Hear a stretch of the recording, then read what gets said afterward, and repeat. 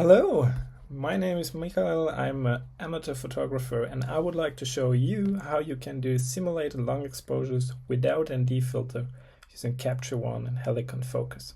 So let's dive right in. So I'm now in Capture One and I have these 13 pictures of a waterfall I have taken a few years back already. I was on a hike, I didn't have a tripod with me, and I found this wonderful waterfall, and so I took pictures in a burst mode, took 13 pictures with around 10 frames per second and 1/60th of a second, and was planning on merging them afterwards. So how would you do that in Capture One? So the first thing is, at first, this is the image before all the adjustments. At first you would do an adjustment to the image as you would like it to be on one image, and then you would copy it and paste it to all the other images in the stack. After that, you can select all, right click. I'm in a German version, that's why this is in German, and then you can go edit with and stack in Helicon Focus. It will ask us in which format it should open these images in a stack. I would just leave it as it is.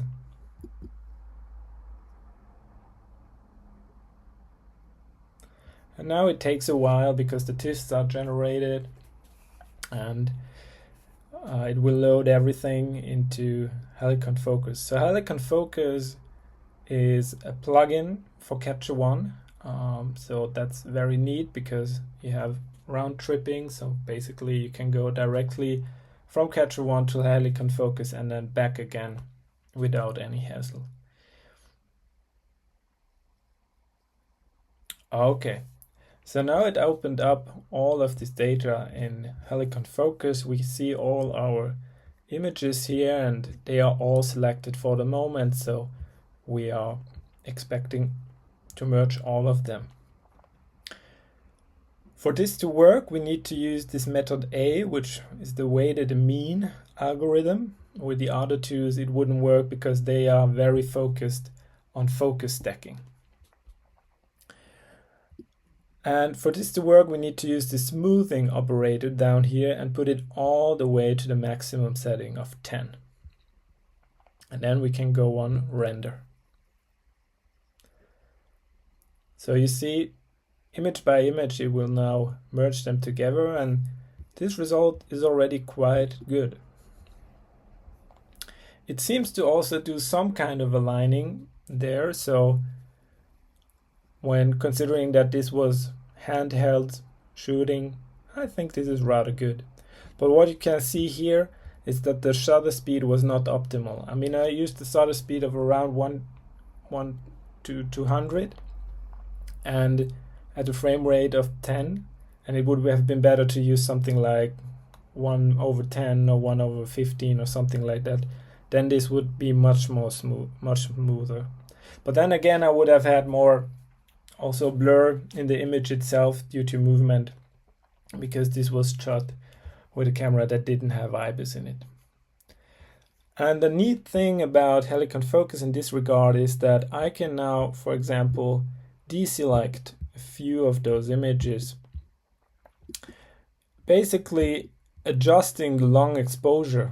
So saying I only want half of that long exposure, and then I can just render again. And now it shows me the two variants here. So this variant is the long one, where especially here in this area where the water flows out of the waterfall, you see it's smoother here, while here it still has a bit more structure. So I will select this one for the moment because I'm happy with it and go to save. So now I can click on save. I will just leave the file as it is. It's telling here also which parameters were used, so this is pretty interesting to know if you want to reproduce that again. and just say save. So this might take a little while to save it. I'm here on a MacBook Air M4, but usually it's pretty quick on saving these things.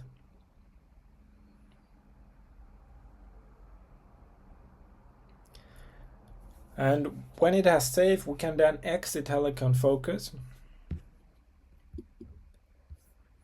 It will show us that we didn't save all of the variants, but that's okay. So I'm gonna click on close.